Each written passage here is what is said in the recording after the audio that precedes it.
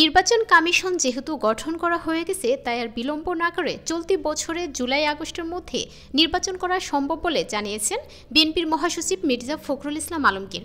মঙ্গলবার রাজধানীর গুলশানে বিএনপি চেয়ারপারসনের রাজনৈতিক কার্যালয়ে এক সংবাদ সম্মেলনে তিনি এসব কথা বলেন। মির্জা ফখরুল বলেন, আমরা মনে করি নির্বাচন কমিশন গঠন হয়ে গেছে, ফলে বিলম্ব না করে এই বছরের জুলাই-আগস্টের মধ্যে নির্বাচন করা সম্ভব। কারণ বিলম্ব হচ্ছে, সমস্যা বাড়ছে। স্থানীয় সরকার নির্বাচন প্রসঙ্গে তিনি বলেন, সংসদ নির্বাচনের পূর্বে স্থানীয় সরকারের নির্বাচনের কোনো প্রশ্নই আসে না। দেশবাসী তাকিয়ে আছে সংসদ নির্বাচনের দিকে। বারবার করে বলছি যে আসলে নির্বাচিত সরকারের কোনো বিকল্প নেই।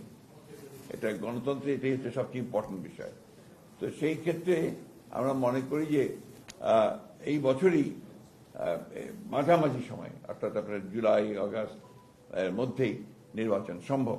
এবং আমরা এই কারণেই আমরা সরকারকে আহ্বান জানাচ্ছি, নির্বাচন কমিশনকে আহ্বান জানাচ্ছি এবং রাজনৈতিক দলগুলিও প্রতি আহ্বান জানাচ্ছি যে দেশের বৃহত্তর স্বার্থে এই বছরের মাঝামাঝি সময় নির্বাচন অনুষ্ঠানের জন্য আমরা ব্যবস্থা নিতে পারি।